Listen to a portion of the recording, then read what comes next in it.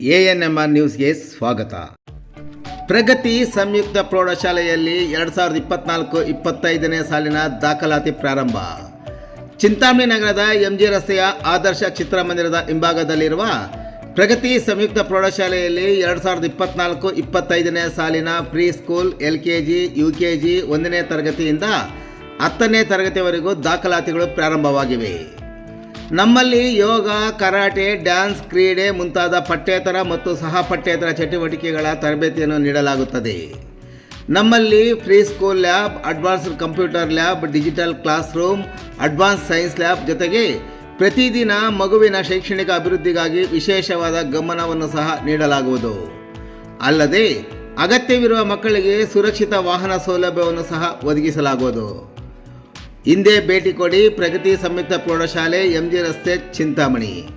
ಹೆಚ್ಚಿನ ವಿವರಗಳಿಗೆ 877645969796 ಮೊಬೈಲ್ ಸಂಖ್ಯೆ ಮತ್ತು 0815425115 ಸ್ಥಿರ ದೂರವಾಣಿಗೆ ಸಂಪರ್ಕಿಸುವುದು.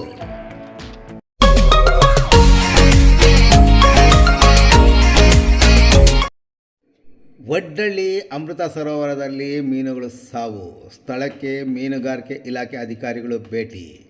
ಚಿಂತಾಮಣಿ ತಾಲೂಕಿನ ತಳಗವಾರ ಗ್ರಾಮ ಪಂಚಾಯಿತಿ ವ್ಯಾಪ್ತಿಯ ಟಿ ವಡ್ಡಳ್ಳಿ ಗ್ರಾಮದಲ್ಲಿ ನರೇಗಾ ಯೋಜನೆಯಡಿಯಲ್ಲಿ ನಿರ್ಮಾಣ ಮಾಡಿದ್ದ ಅಮೃತ ಸರೋವರದಲ್ಲಿ ಮೀನುಗಳು ಸಾವನ್ನಪ್ಪಿರುವ ಹಿನ್ನೆಲೆಯಲ್ಲಿ ಸ್ಥಳಕ್ಕೆ ಚಿಂತಾಮಣಿಯ ಮೀನುಗಾರಿಕೆ ಇಲಾಖೆಯ ಸಹಾಯಕ ನಿರ್ದೇಶಕರಾದ ಭರತ್ರವರು ಮಂಗಳವಾರ ಸ್ಥಳಕ್ಕೆ ಭೇಟಿ ನೀಡಿ ಪರಿಶೀಲನೆ ನಡೆಸಿದರು.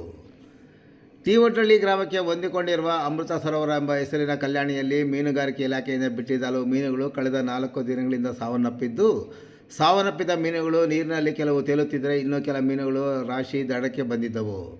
ದಿನೇ ದಿನೇ ಕಲ್ಯಾಣಿಯಲ್ಲಿ ಮೀನುಗಳು ಮಾರಣಹೋಮವಾಗುತ್ತಿರುವ ಬಗ್ಗೆ ಗ್ರಾಮಸ್ಥರು ಮೀನುಗಾರಿಕೆ ಇಲಾಖೆ ಅಧಿಕಾರಿಗಳ ಗಮನಕ್ಕೆ ತಂದಿದ್ದರು. ಕೂಡಲೇ ಎಚ್ಚೆತ್ತುಕೊಂಡ ಇಲ್ಲಿನ ಮೀನುಗಾರಿಕೆ ಇಲಾಖೆಯ ಸಹಾಯಕ ನಿರ್ದೇಶಕ ಭರತ್ರವರು ಮಂಗಳವಾರ ಸ್ಥಳಕ್ಕೆ ಭೇಟಿ ನೀಡಿ ಕಲ್ಯಾಣಿಯಲ್ಲಿ ಸತ್ತಿರುವ ಮೀನುಗಳನ್ನು ಪರಿಶೀಲನೆ ನಡೆಸಿದರು. ಈ ಸಂದರ್ಭದಲ್ಲಿ ಮಾತನಾಡಿದ ಅವರು, ಬಿಸಿಲಿನ ತಾಪಕ್ಕೆ ಸಾವನ್ನಪ್ಪಿರಬಹುದೆಂದು ಶಂಕೆ ವ್ಯಕ್ತಪಡಿಸಿದ ಅವರು, ಸಾವಿನ ಬಗ್ಗೆ ನಿಖರ ಕಾರಣ ಪತ್ತೆ ಮಾಡಲು ಹಲವು ಮೀನುಗಳನ್ನು ಸಂಗ್ರಹಿಸಿಕೊಂಡು ಪ್ರಯೋಗಾಲಯಕ್ಕೆ ಕಳಿಸಿಕೊಡುವುದಾಗಿ ಹೇಳಿದರು. ಕುಂಟೆಯ ನೀರಿನಲ್ಲಿ ವಿಷ ಬೆರೆತಿರಬಹುದೆಂಬ ಗ್ರಾಮಸ್ಥರ ಅನುಮಾನ ವ್ಯಕ್ತಪಡಿಸಿದ ಹಿನ್ನೆಲೆಯಲ್ಲಿ ಅವರಿಗೆ ಸ್ಪಷ್ಟನೆ ನೀಡಿದ ಭರತ್ರವರು, ವಿಷ ಬೆರೆತರೆ ಎಲ್ಲ ಮೀನುಗಳು ಸಾವನ್ನಪ್ಪುತ್ತವೆ, ಕೆಲವೇ ಮೀನುಗಳು ಸಾಯಲು ಸಾಧ್ಯವಿಲ್ಲ, ಬಿಸಿಲಿನ ತಾಪಕ್ಕೆ ಸಾವನ್ನಪ್ಪಿರಬಹುದು ಎಂದರು. ಕಲ್ಯಾಣಿಯ ಸುತ್ತಲೂ ಕಲ್ಲಿನ ಕಟ್ಟಡದ ಕಟ್ಟೆ ನಿರ್ಮಾಣ ಮಾಡಲಾಗಿದೆ. ಮಳೆ ಇಲ್ಲದ ಪರಿಣಾಮ ಕುಂಟೆಯಲ್ಲಿ ನಿಂತಿದ್ದ ನೀರು ಹರಿಯಲು ಸಾಧ್ಯವಾಗದೆ ನಿಂತ ಕಡೆಯೇ ನೀರು ಇರುವುದರಿಂದ ಹಾಗೂ ಬಿಸಿಲಿನ ತಾಪಕ್ಕೆ ದಿನೇ ದಿನೇ ನೀರಿನ ಮಟ್ಟ ಕಡಿಮೆಯಾಗಿದೆ. ಇತ್ತೀಚೆಗೆ ಬಿಸಿಲಿನ ತಾಪ ಹೆಚ್ಚಾಗಿ ಮೀನುಗಳು ಸಾವನ್ನಪ್ಪಿರಬಹುದೆಂದು ಅನುಮಾನ ವ್ಯಕ್ತಪಡಿಸಿದ ಅವರು, ಮೃತಪಟ್ಟ ಕೆಲವು ಮೀನುಗಳನ್ನು ಸಂಗ್ರಹಿಸಿಕೊಂಡು ಪರೀಕ್ಷಿಸಲು ಪ್ರಯೋಗಾಲಯಕ್ಕೆ ಕಳಿಸಲಾಗುವುದು ಎಂದು ವಿವರಿಸಿದರು.